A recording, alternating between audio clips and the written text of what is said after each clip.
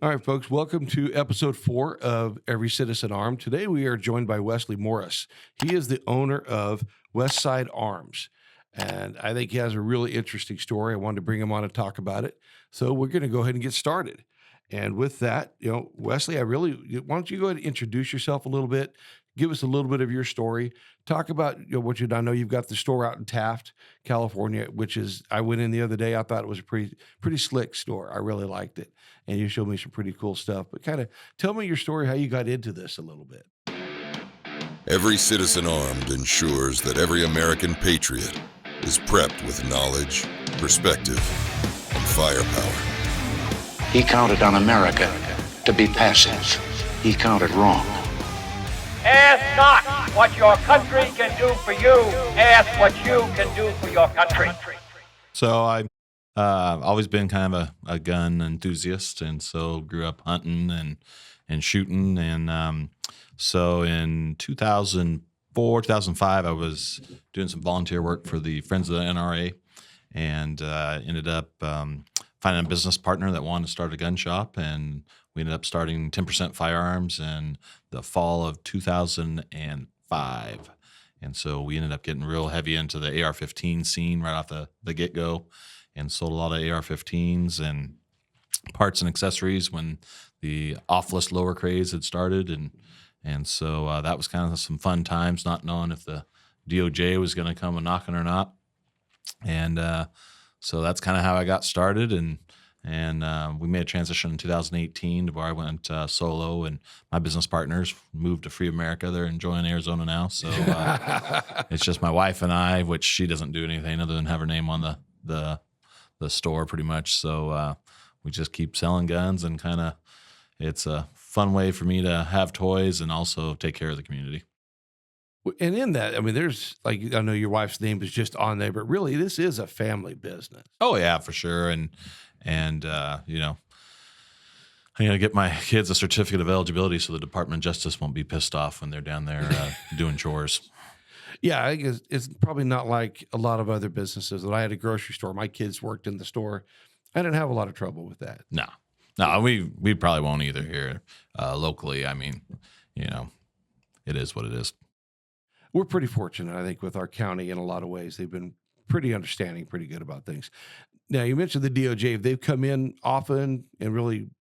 No, at the old store, we had a few audits. But shoot, I haven't been audited at all in my new store. It's been over 5 years. So sometimes they audit you, sometimes they don't. I think a lot of it has to do with volume. And then sometimes if you, rattle their cage a little bit, then it might encourage them to come see you. One of the comments you made the other day when we were talking was about paperwork, and you seem to be very in tune. And that, I'm sure that has something to do with why you don't see as many audits. It's possible. They got no idea how I do my paperwork because they haven't been there. So I think it's more when you get the audit started, that's when they can kind of see that you know what you're doing, and the audit might go smoother. But in general, the interesting thing about the gun business is you could be doing everything wrong and have no idea till you get audited. And so it's an interesting business to be in. But supposedly the DOJ is going to require training now that we got to do every year or something like that. When will they get their act together and get that up? I don't know. Well, you don't think a lot of government agencies are just right on the ball on these things? Definitely not. That's what kind of cracks me up.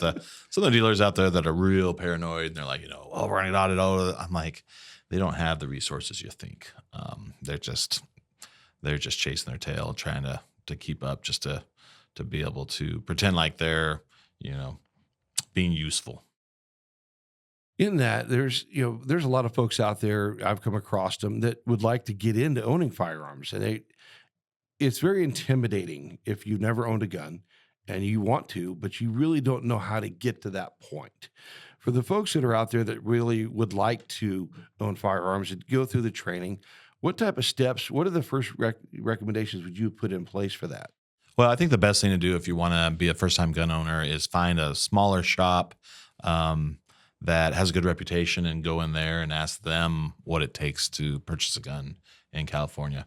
I'm a good example. I try to not be intimidating or pushy. I don't need to sell you the gun I want to sell you. I just want to, make sure that you're happy as a customer. And so my website's got a pretty good setup where it'll tell you exactly what you need, because there's a lot of steps you got to jump through. But that's my job, is to try to make it easier for you as a gun buyer and get guns in the hands of Californians.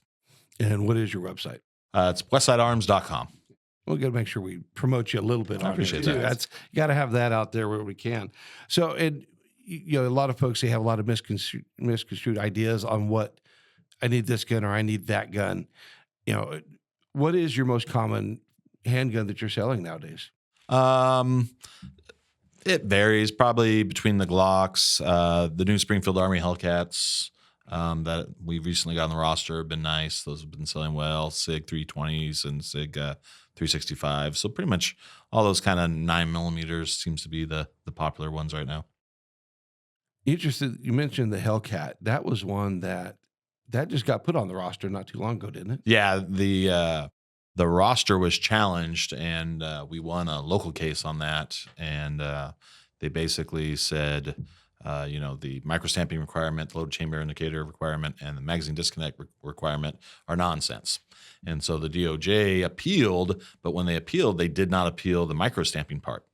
And so prior to that court case going through within the last year, no new guns were available for sale in California because they had to have microstamping, and microstamping simply doesn't exist.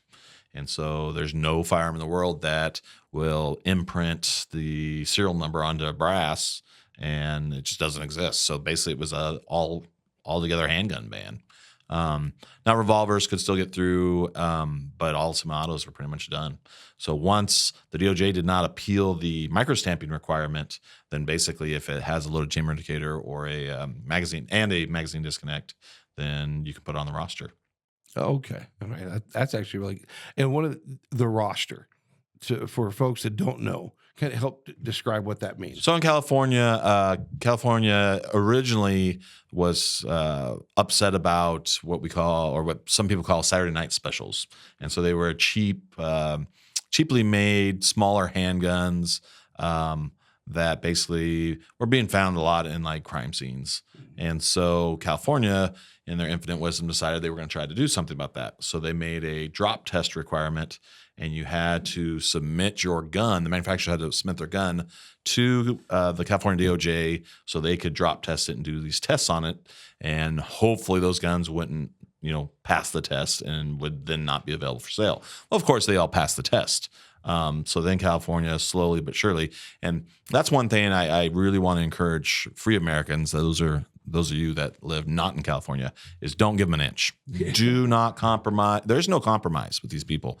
They do not want to compromise with you. They want to take from you. And so California's an excellent example of where they start something and they're like, this will solve the problem.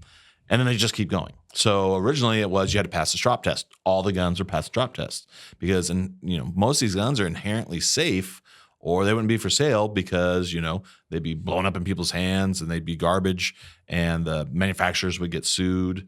And so, guns are inherently safe. They're misused. And sometimes ignorant people don't know what they're doing with them. But these guns were passing the roster. So then they came up with, now you need to have a loaded chamber indicator or a magazine disconnect, which are two of the just absolute dumbest features ever to be made. Because if you follow the 4 rules of gun safety, basically you don't need a magazine disconnect. But some dumb people that, were Darwining themselves out would take their magazine out of their semi-auto pistol and think it was unloaded with the round in the chamber, and then the trigger goes bang and the gun goes off, and oh my gosh, I shouldn't have been pointing it at myself or others, which again violates a rule of gun safety. And so, now your gun in California is supposed to, if it's sold by a dealer new, is supposed to have a magazine disconnect and then also a loaded chamber indicator, again, which violates the very premise of the 4 rules of gun safety that all guns are always loaded. Glocks still don't have those things on them because they were on the roster when it first came out. So pretty much a lot of guns that were first on the roster are grandfathered in. And so that's why you'll see Glocks don't have a loaded chamber indicator and a magazine disconnect, but these newer guns will. And then the fun thing is I guess some of them you can be modified later to where you don't have all that garbage on there, which I mean, and they're like, oh, that makes them safer. It really doesn't. It just makes people lazy. And, for the four rules of gun safety, guns are safe. If you don't, then you're negligent and you can cause an accident or, cause an issue that is your fault, not the firearm's fault. Now, there have been a lot of new laws and different things that have popped up over the past 5 or 10 years. It seems like recently the new taxes that got tossed on there. But what other type of laws that have been out there that, and we'll talk a little bit about later about, some of the things you're doing on your foundation or with your group to fight some of those. But what things are out there that people may not be aware of? Can you think of any that, what type of new laws have popped up? Well, they try something new pretty much every year. It's kind of discouraging because we have no ability to stop them legislatively. We can try, through some backdoor deals and some maneuvering, but if the Democrats want to pass something, the Democrats are going to pass something. In the state of California, that's just the reality. So, that's why, when guys were running around open carrying their long guns unloaded there for a while, and they're like, it's our God-given right. Well, that pissed off the anti-civil rights bigots, and they decided they were going to ban open carry in California. And they're like, that's unconstitutional. Yeah, it is, but they have the votes to do it. Right. So, basically California is just coming up with a new scheme all the time. So that 11% excise tax here recently has probably been the worst thing. Then they also made it to where you only buy one gun a month. It used to be only one handgun a month. Now it's one firearm of any type. So let's say you go to a Friends of NRA dinner or Rocky Mountain Elk or Ducks Unlimited.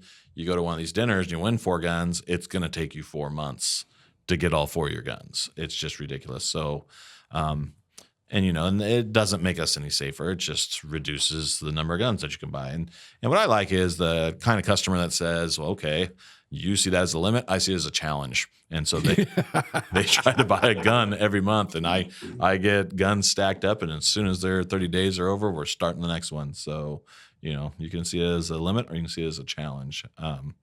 But it's just all nonsense. But they're going to keep passing what they want to pass because there's just no way we can legislatively stop them. But you don't have the votes. And I think that's what folks that are outside of California don't understand, that when you take California as a whole, 75% geographically of California is conservative. We'll call it red. That's when you think about that. And only 25% of that is going to be blue or liberal. But unfortunately, 75% of the population live in that 25% of the liberal area. So if people start thinking about land mass and the whole geography of it, the majority of California is pretty conservative. Especially where we're at when we look at this. So that 11% tax, is that one that has a sunset clause in it? Will that expire? It's just there. They don't have to renew it. So, yeah, no, it's 11% added on to all guns and ammo, and that's just the way that is. There's some challenges to it, but it's going to take a while before those could even have a chance. When I look at that kind of like a sin tax, and that really, the people that's hurting is going to be the lower income, the folks that might live in a worse neighborhood that want to take care of themselves. Yeah. If you kind of heard things like that at all? Flat taxes like that, they generally end up hurting the lower and the middle class more because rich people still have the money. They're going to go buy what they want to buy. So, and, in California's case, it's just simply a way to try to reduce the number of firearms and firearms owners, period. That's all they care about. Yeah, make it as hard as we can, and maybe more people will just stop doing it because it's just too much hassle. Yes. And we see that an awful lot in, not just in guns, but a lot of different things. So when I was in your shop the other day, and you made a comment, and I didn't realize the new regulation as of January 1 about cameras. You want to enlighten us on that? Because that one I thought was pretty interesting and kind of disturbing in some ways. But I get it, maybe in some, but really it's just not right. And so what California did is they, without any evidence that guns are disappearing from gun shops or, theft is an issue, they basically decided that they just want to increase the cost and even just the ability for gun shops to exist. And so what they did is they required, as of January 1, you have to have surveillance video with audio and video of every interior door of your building. and then also of any guns out for display, and then also of any cash registers or point of sale platforms. You have to record all those areas 24/7, 365, and you have to retain that data for a whole year. And so what I ended up doing is I got lucky. I was able to, in my small shop with 360 cameras, I was able to do 360 cameras, and that probably would have did it. And then I added one more. So basically I got 3 cameras that make me in compliance, but to do the hard drive space to make that feasible cost me about $9,000. And so, yeah. So anything that happens in my store now is audio and video recorded for over a year. And I think that's something a lot of folks don't realize. We could keep putting all these rules and regulations and laws out there, and all they're really doing is making it more expensive for the business owner. Yeah. And it actually, that one probably was the biggest blow to dealers in the state in a long time. And so there was a lot of dealers just like, I'm done. Like kitchen table guys, like what is your facility? So your whole house? There's really no guidance there. So once they come in and decide to audit you and they say, hey, you don't have cameras everywhere, like, will they shut you down? I don't know. It's quite interesting. And the whole reason of this thing, and what's interesting, I think on a First Amendment level, is they actually tell you cannot release that footage to anyone other than law enforcement or with a warrant. And so, good example, me and a customer were in there kind of late one night around 7:00, and a gentleman walks in through the front door, and I peek around my column I got in there, and I see him kind of like lift his arm up and put his arm back down, turn around and walk out. And I'm like, what was that? And my customer was sitting where you were sitting the other day, and my customer's sitting there, and he's like, blood, lots of blood. I'm like, what? So I lean forward and I look over there, and there's blood all over the floor. And so what this guy had done is a block and a half down, he was just drunk and like just angry at the world, put his hand through a plate glass window and bled all the way down the block and a half to my store, walked by, saw us in there, and decided he wanted to share the joy, and walked in and bled, in the entrance. Didn't even really say anything, and turned around and walked out. And once he walked out, I could hear him yelling and screaming. And so I told my customer, I'm like, just go lock the door for me real quick. Yeah. Because, we don't need that. We don't need that noise. Well, so I've got good video of him in my store. Well, technically, if I give that to local law enforcement without a warrant or a subpoena, I'm violating that penal code. And so, let's say you're in there just being a rather rude customer and just a real pain in the butt, we've all seen those videos where, hey, be aware of this guy here. It's just uncontrollable, out of control. In theory, I can't post that on my social media because I'd be violating that law. And, I think that's definitely a First Amendment issue where if you're in my public space, which my store is open to the public, like that video doesn't belong to the government, it belongs to me. And whoever I want to show it to, I should be able to show it to, but not according to California law. So it'd be interesting to fight that one, even on those grounds of, hey, you can't tell me who I can and cannot send my video to. And so, yeah, I had zero problem sending it to half PD if they want to come get me for that. Like, let's get a lawsuit going. That, I released it to local law enforcement and you're going to write me up for it. Okay, let's see how that goes over. Yeah, that's pretty insane. It's whose video is it really? When you break that down, it's yours. And it doesn't transmit to the government. But like I was saying earlier, how long until they say, oh, well, we've got servers that you need to upload it to? I'm sure, especially in this state. Yeah. I could certainly see that coming. And I mean, we've already got gun registry here, but in Free America, definitely people would be like, that's just one way to keep tabs on us and see. And the reality is really what's going to happen is if somebody ends up, committing a crime with a gun that I sell, they're going to want that video just so they can sue the crap out of me and sue the manufacturer and basically try to, use it against us. That's really what they're up to. I know we do the background checks here, and it doesn't matter how many guns you've bought, doesn't matter anything, but you have to run a background check every time, don't you? Not just background check, you got to cool off. So, obviously lots of people already own guns, but you got to cool off for 10 days to get another gun. Makes 0 sense. And we had a judge say that, and unfortunately the Supreme Court wasn't ready to be where they were at yet. And so they ended up upholding that one, saying that it's reasonable that you've already got numerous guns that you need to cool off to buy another gun. Yeah, there's no logic in that. No logic. If you're, and that's one of the requirements. If you're a concealed carry permit, yeah, you've had to go through some training. You have to have done that, and you have to be up on it every 2 years, right? You got to be on top of that. And that now, do you do any training at all? Or are you No, I'm too busy for all that. So I didn't mention earlier when you said, "Tell me about yourself." I used to teach by day and sell guns by night. I was full-time high school history teacher, and now I'm in high school administration. So I'm pretty busy. I would imagine. That's actually, it brings up a question I hadn't really thought about. You you hear a lot about the idea of teachers carrying. What do you think about that? You would have a better idea than most, I would think. What? It's interesting. I used to not be like gung ho about carrying at school just because I got other things to do, and schools are generally pretty safe. But the more I thought about it, the more I was like, I'm armed everywhere else. Why shouldn't I be armed at school? In general, most of my colleagues and even my students, because we can talk about current events in history, they're like, well, we wouldn't care if you had a gun. So it is an interesting concept that, if I'm armed just about everywhere else I go, why not be armed at school where, it could do me some good. I think with proper training, other states are doing it, and it doesn't seem to be an issue. I do think it's silly that California now prohibits concealed carry carriers or concealed weapon permit holders from carrying on campuses. That used to not be the issue. Like prior to, I think that was 14, 15, 16 is when they finally banned that. But prior to that, you could be armed on a school campus all you want. And no CCW holders had ever had an issue on a campus. And California decided, nope, it's a non-issue that we better go solve the problem on.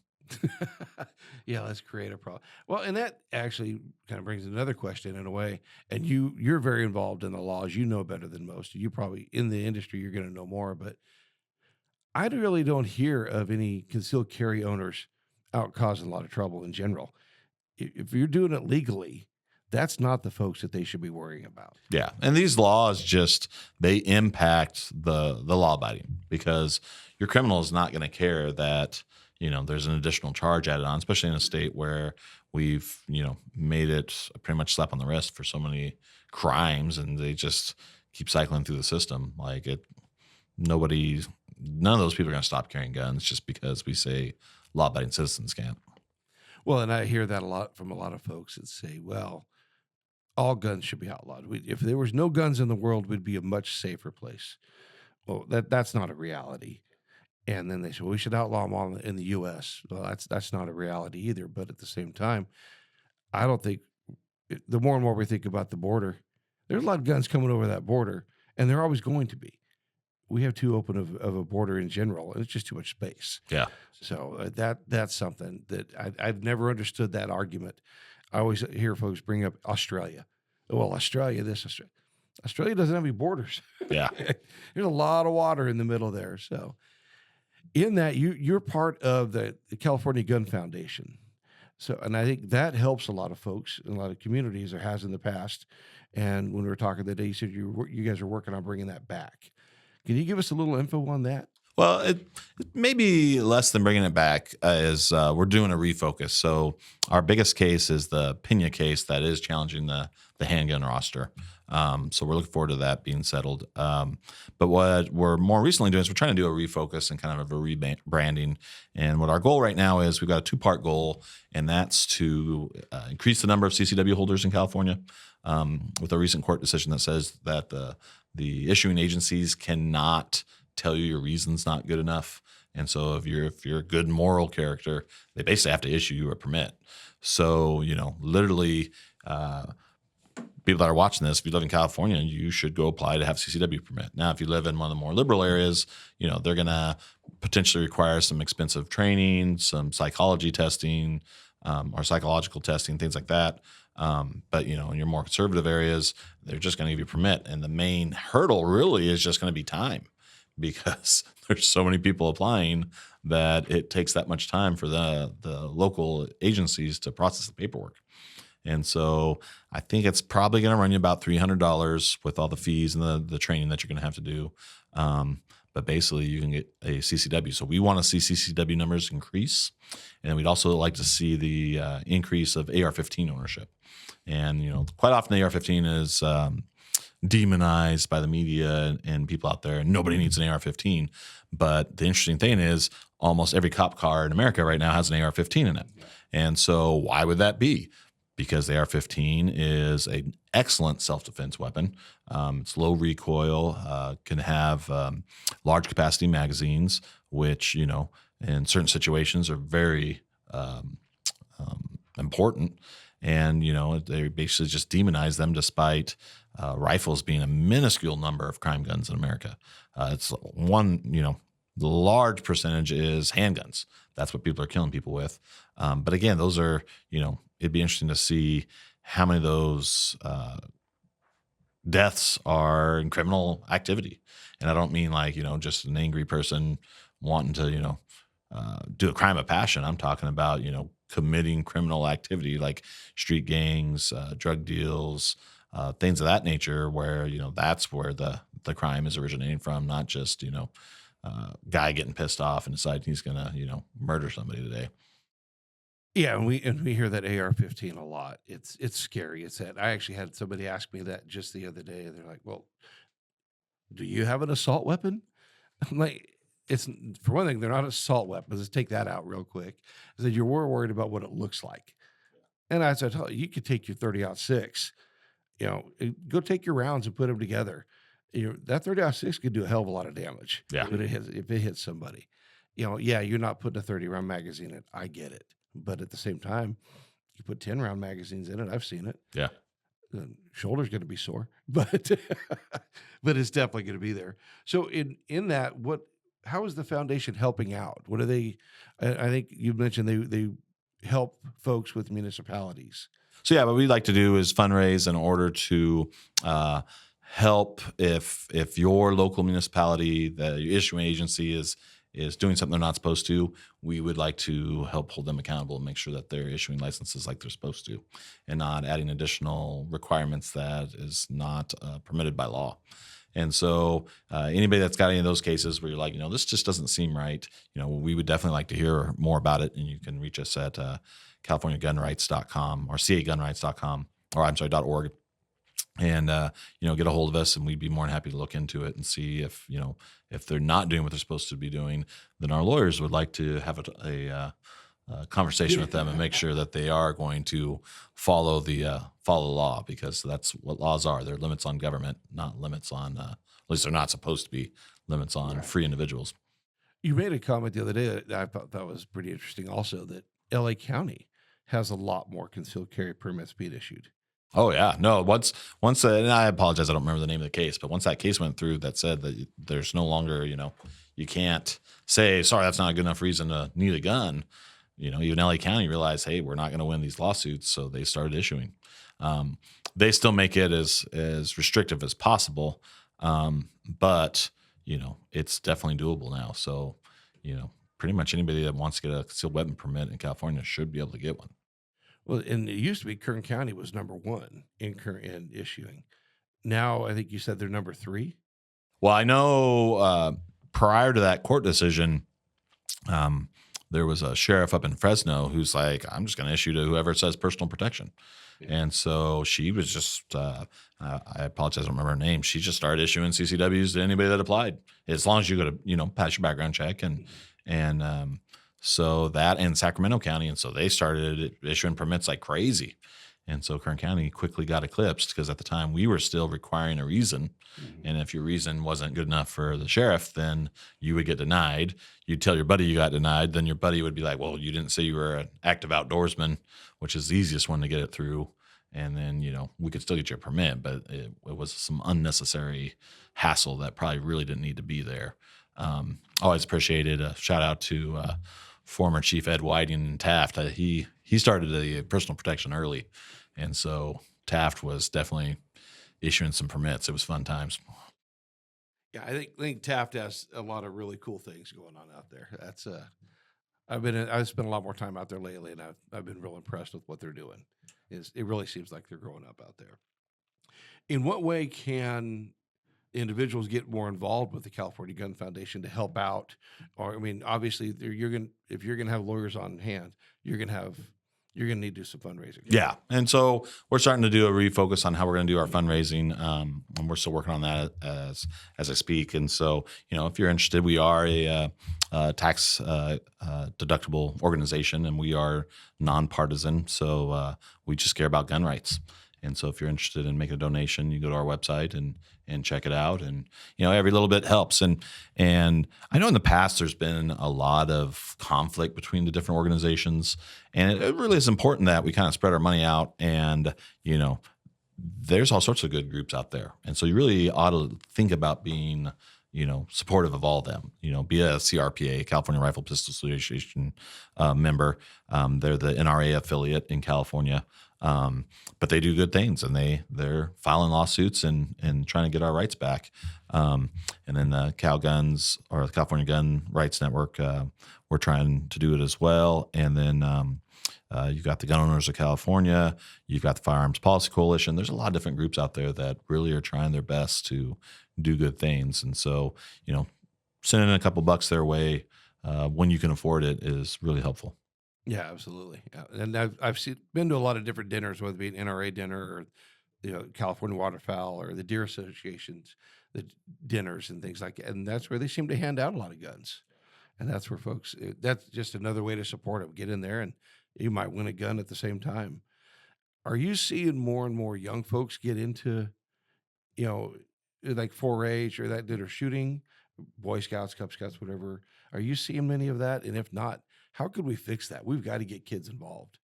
Yeah, it just varies. There's definitely some kids out there that enjoy the shooting sports, and there's others that, they sure like their video games. So, it's just a matter of individuals inviting them to come out to a safe shooting event and doing that. The Friends of the NRA has been really good about that. They fundraise to try to provide youth shooting opportunities.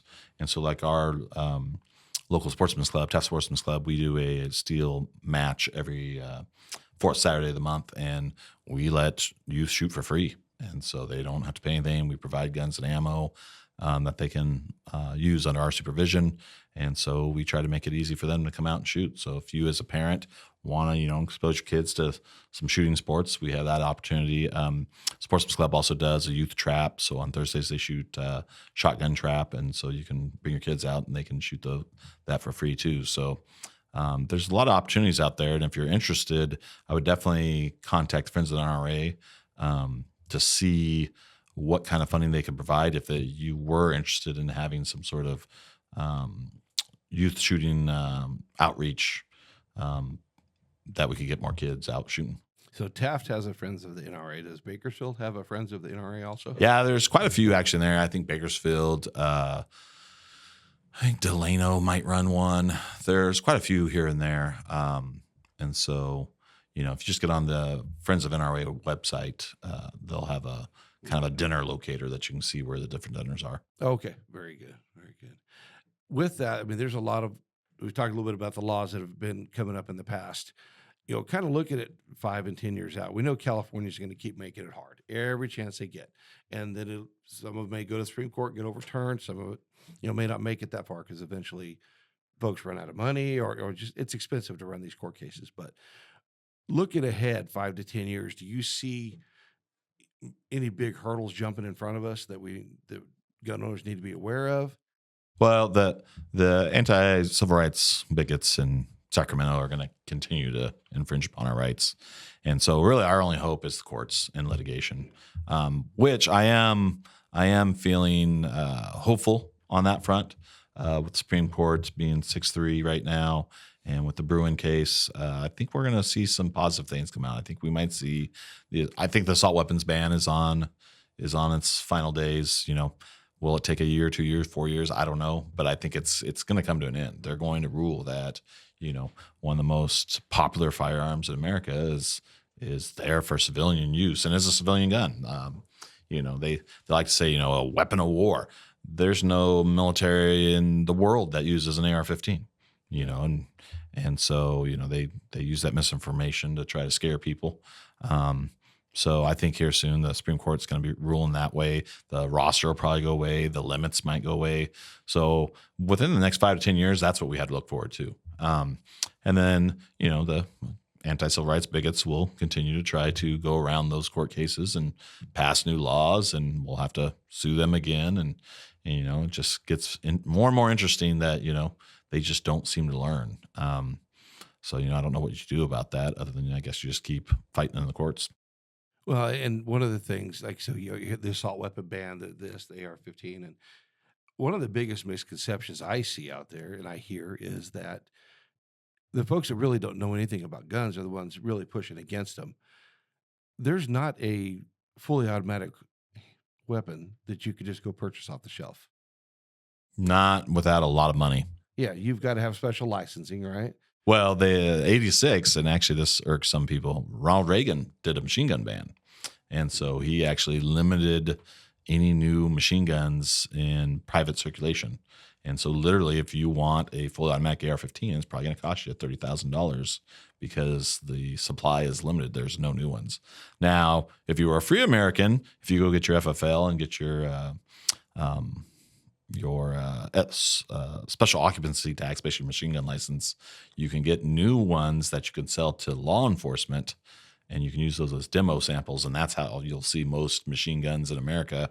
If you go rent one like in Vegas, something like that, that's what those are. Those are probably post-dealer samples that they bought for cheap because they're thinking about selling to cops. And so that's how you get around that. But other than that, like the private machine gun sales are severely limited. Yeah, I think a lot of folks that don't know anything about firearms, and you're going to hear that in their mind, semi-automatic and automatic are identical, and there's such a difference there. That's that one I don't understand.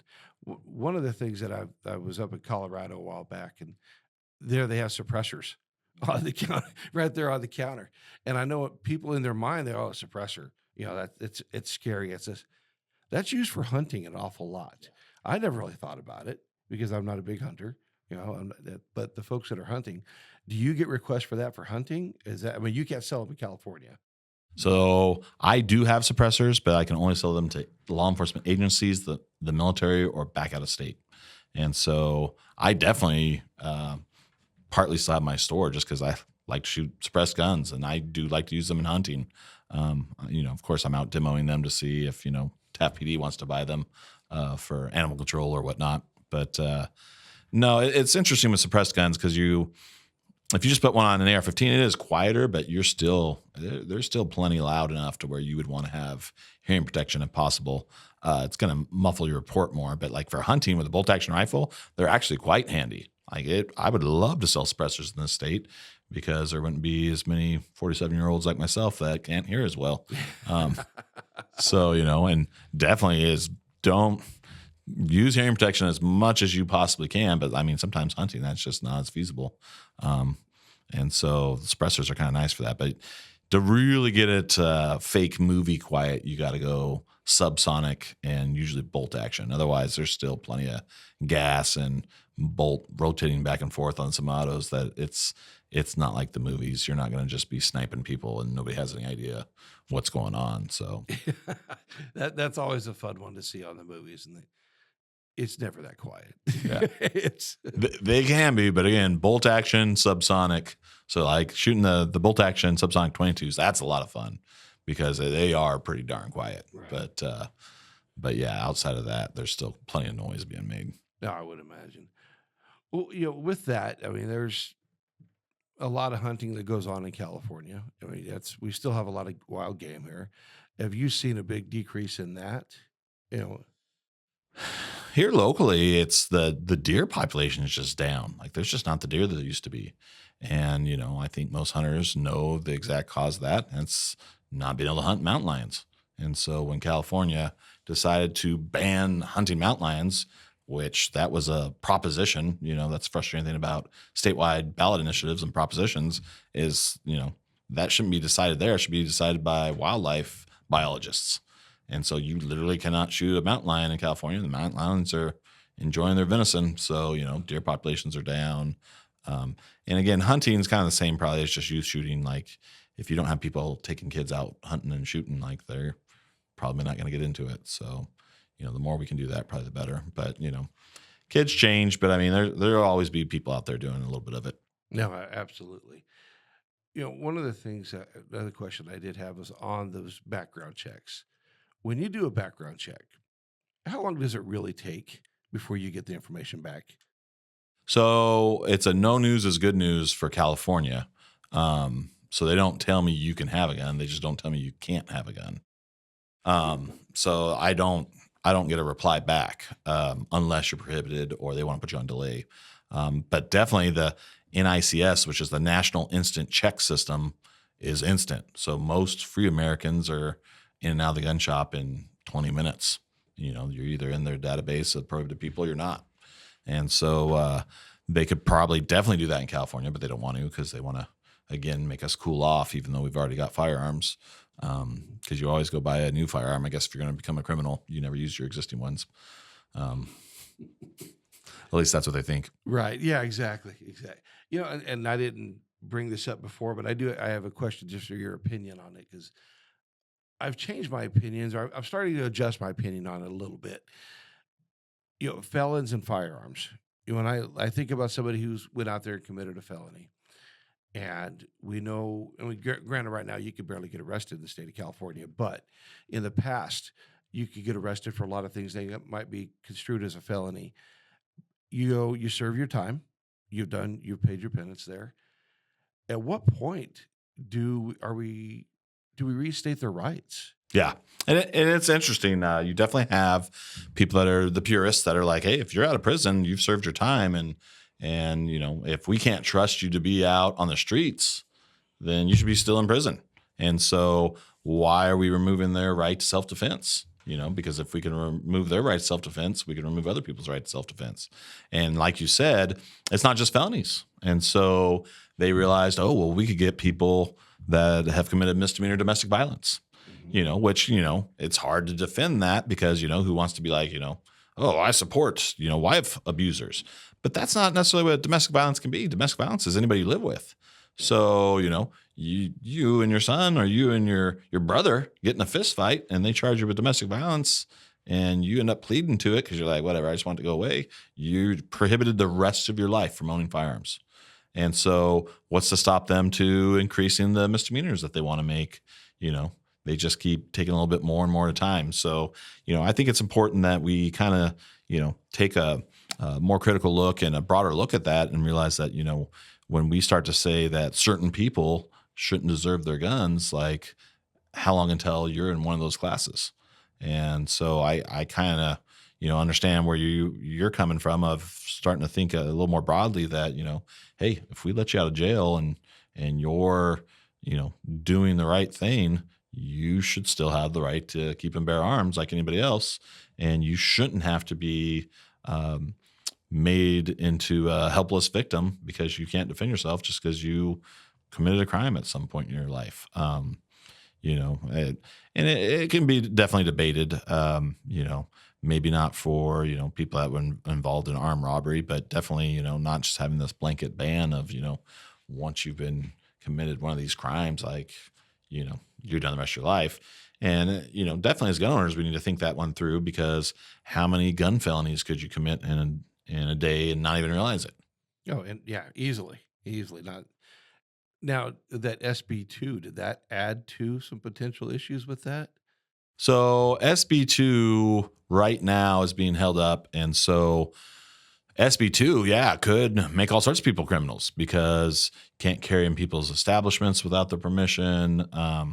There's just all sorts of places now that you would be a criminal for lawfully concealed carry. And so, the for lack of better words, the bullcrap requirements of that are still in effect, where we now have to do a 8-hour class for renewal and a 16-hour class for initial, and just some of the bullcrap that goes along with that is still in place. But if those other restrictions stand, like pretty much you're not going to be able to carry anywhere. And so you might, say, forget it, concealed means concealed, but next thing you know, you're looking at a felony and then, felon shouldn't own guns. Well, that's you. Yeah. And so, yeah, no, it's definitely a slippery slope that the anti-civil rights bigots know about and they want to try to exploit. So, there's plenty of laws that correctly criminalize behavior that infringes upon the rights of others. And so that's really what we need to focus on. It's illegal to murder, not because we think it should be, but because it violates the rights of others. And so how does my carrying a concealed weapon and not harming anybody else infringe upon the rights of others? It doesn't. So leave me alone to do what I want. And so it'd be nice if we had more of those views where if your behavior is not infringing upon the rights of others, you should be free to do it. And then when you violate the rights of others, that's when, you've clearly committed a crime, not just because, you're doing something that hurt somebody's feelings. Yeah, I said I've always my liberal friends that are very much against guns, and I've always made the comments that said, never infringe on my right to protect you if something happens. And that's it. And it kind of stops them a little bit, makes them think about it. They say, well, that's not your job. We're gonna call the police. Well, good luck. Yeah. Good luck. How fast are they going to get here? Let's be realistic about that. And that's, what they don't think about is, as concealed weapon holders, I try to avoid trouble. Like, I don't do road rage. I don't get crazy. I don't flip people off. Like, I'm real relaxed because, I've got a gun on me and that's not worth somebody else's life. So I disengage and try to stay out of trouble. But the nice thing about having the ability to defend yourself doesn't mean you have to. Right. Probably one of the most eye-opening things I did was a guy named Monty Gould. He was a CCW trainer up out of Tehachapi for a while. I think he got out and moved to Free America somewhere. Actually went in the Army at the age of like 58, rejoined. It was kind of interesting. Wow. Look him up. But he did a active shooter CCW class out in Taft. And there's a local sports bar called The Bank. And so we actually borrowed the bank in the morning before they opened and did some of our training in there. And so he was doing scenarios where you'd run in as your CCW holder and you'd have to find the active shooter and try to take him down. So, I'm slicing the pie into the bathroom and I end up like shooting a guy who's trying to defend himself in there he had a podium was what he was going to defend himself from the shooter. And I ended up shooting him. And that's when I'm so glad for that training because that's when I realized this stuff's too dangerous. Like if me personally now, I'm much less likely to get involved in an active shooting scenario because it's just too dangerous. And if you look at the headlines, there's plenty of police officers that get shot in those things by other police officers. Yes. So, if I don't have something on, level 3 armor on me level 4 armor on me that says police on it, that's too dangerous to go run around and get involved in that. So what I appreciated about that class is it really got me to thinking about, what are your other options? And so coveting avenues of escape, getting you and your family the heck out of there, and unfortunately other people, you're responsible for your own safety. I'm not responsible for yours. If it's convenient for me and I think I've got the advantage, maybe I'll get involved, but otherwise, it is what it is. And we've seen that in some of the national shootings where I think there was the Pulse nightclub. I think there was a CCW holder there and they just got the hell out of there. And, and people are like, well, where was a good guy with a gun? Well, he wisely got the hell out of there. Like, it doesn't mean you have to get involved, but we do see plenty of cases where they do, and they actually successfully stop somebody. But we also see some cases where, the good guy does get shot by cops. There was another one where some psycho walked up behind a cop, shot him with a 12 gauge, and CCW holder saw it, engaged the bad guy, took him down, ran out, grabbed the guy's shotgun, and was standing over the guy. Other cops rolled up, shot him dead. Yeah, I remember. And, it's like you've really got to think outside the box on this stuff and realize, you don't want to be Rambo. Carry your gun for sure. Like it's good to have it on you, but, also realize that sometimes that means getting the heck out of there, and you don't have to always get involved, but it gives you the option. Which I know there's definitely people out there that probably the last moments of their life probably were wishing that they had taken advantage of that option. And so, when it's your time to go, it might be your time to go. But, be mentally prepared and do the best you can. And, you don't have to get involved, but at least you have the option. Yeah, I think one of the One of the best comments I heard was a guy named Jocko Willig, Yeah. podcaster. Everyone knows Jocko. And he made the comment, and he's a bad dude. Everybody knows. I mean, he's jujitsu, he's Navy SEAL. He's a bad dude. He can do whatever. And someone asked him, well, what's your choice of self-defense? And he says, my feet. Because I run like hell. Hopefully I can outrun you. Yeah. And here he could probably take just about anybody in a lot of ways. He says, that's my first line of defense is my feet. I'm going to go the other way. Or better yet, stay in your car and get the hell out of there. Get out. Just go away. Go away. And it was interesting coming from him. So in that, what things did we not cover today that you think we've coming running up on an hour, I would imagine, but what, the things that I didn't cover with you think we should lay out there for folks? Just, with the whole premise of your entire podcast, the armed citizen, if you're kind of on the fence about, becoming an armed citizen, stop being on the fence. It's your Second Amendment right. And, it's been well established, just in the foundation of this nation, and just common sense is that, you should be able to defend yourself. And that is your God-given or creator-given or just natural right, however you want to look at it. That's your right to keep and bear arms, and you do it. More likely, you're going to do it to protect yourself from criminal element, but its original purpose is to protect you from a tyrannical government. And I know that scares people, and they're like, oh, we're not going to fight the government. But the 80 million gun owners in this country far eclipse any army in the world. Yeah. And so even if you got 5% of those people, there's no army that large. And so that goes through politicians' minds when they're deciding what they're going to do. And so, it's the ultimate accountability tool. We hope we never need to use it. We don't want to use it. The ballot box and the courts are the best place to do our fighting. But, the government can become tyrannical, and, you need to be prepared to stand up for your other rights. And so the more people that we can have armed, the anti-civil rights bigots want to say that's more dangerous, but, armed criminals, sure, but not armed citizens. And you can lawfully carry a gun and be responsible for your own protection and be a good citizen that stands up for your community, and you should. And so if you're interested in that, find a good local gun store. There's lots of CCW classes out there. If you just did a Google search for, like CCW class in Kern County, you're probably going to come up with some of the big names here, all great people. I know you had Naomi Moss on the other day. She's a real gem. And you've got Roosevelt Scott, you've got the Powerses, you've got all these people out there that would love to help you with this process. And they are good, just great people, salt of the earth, wonderful human beings that want to see you be responsible for your own protection, and they will help you through that process. And so if you're interested in getting a CCW, you should, and it's not insurmountable. And then once you do get that CCW, do some training, start doing some of the local shooting sports matches, whether it's USPSA where you're really running, gunning and shooting lots of ammo, IDPA where you don't shoot as much ammo and sit around and argue about the rules, or like our Steel Challenge out in Taft where there's not as many rules, just shoot and have a good time. But there's plenty of shooting sports out there that will help you become more familiar with your firearm, help you become more proficient. And, and then there's also good just to, the CCW classes are okay.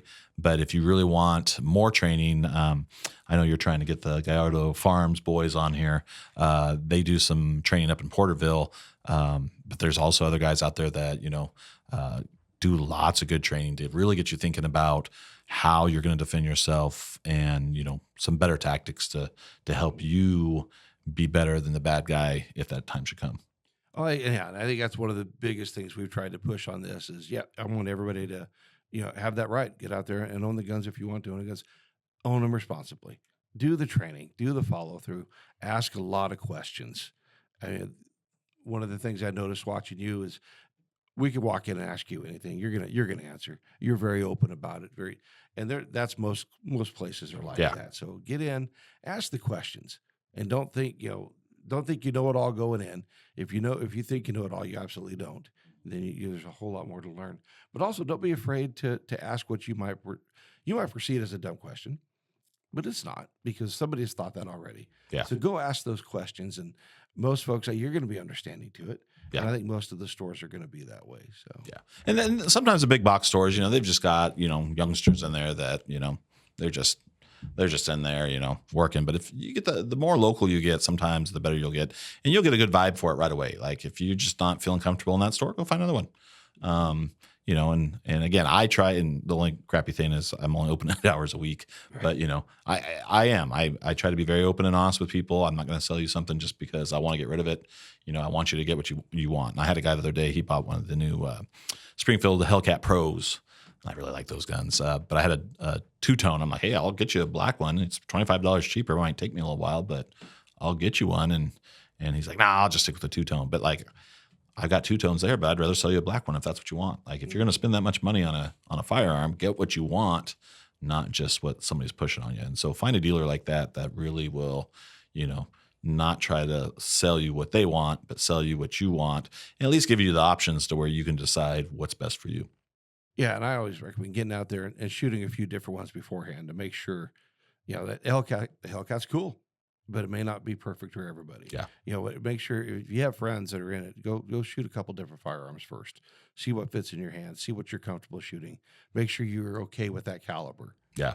And that's what's nice about the quite a few of our local CCW trainers is they've got a lot of guns, and they want you to come out and try some and shoot them, and they're hopefully don't just say because you're a lady you need a snub nose revolver, which is probably my opinion is the worst advice you can give somebody. So, but everybody's got their own. So That is about the first gun I think everybody gets when they start thinking about this. That was my first gun, little snub nose 38. And it was the bank deposit gun, we'll call it, And actually it was a sheriff, LA County sheriff, who recommended that he goes, if I had this store, I'd carry it here. Yeah. he was surprised I wasn't. And like I said, and I didn't know any better. Yeah. You're not going to shoot very far with that thing. So, Yeah.